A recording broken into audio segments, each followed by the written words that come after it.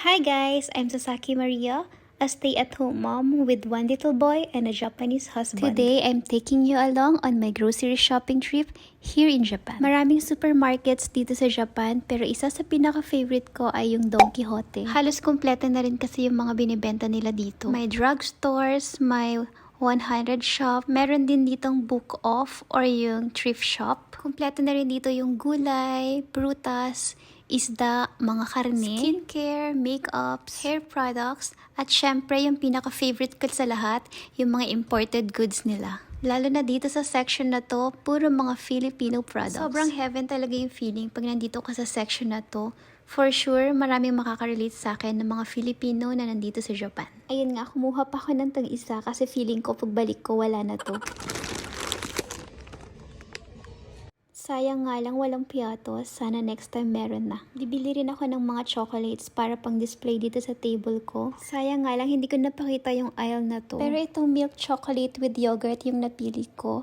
And in fairness, masarap naman siya. Feeling ko from US tong chocolate na to. Tapos nakita ko din tong how-how na milk candy. Sobrang favorite namin to ng mga kapatid ko. Ang mahal dito, sobrang mura lang yan nung kapanahunan ko. Tapos nakita ko tong My Melody na costume na to.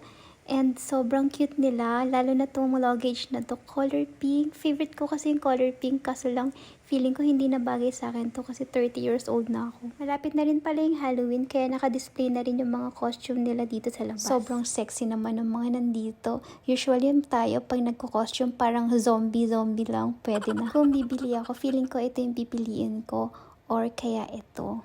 Ang cute! Tapos, kumuha na rin ako ng chocolate na condensed creamer. First time ko makakita nito. Kaya binili ko siya agad kaso lang medyo mahal. Hindi ko nga din alam kung saan ko ito gagamitin. And syempre, pag may tapioca, automatic add to cart yan. So, ito yung tapioca pearl pudding with yung coconut chunks.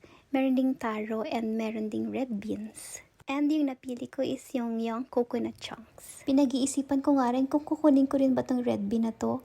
Kaso lang, sayang yung pera. Binalik ko na lang ulit. And then, nandito ako ngayon sa makeup section.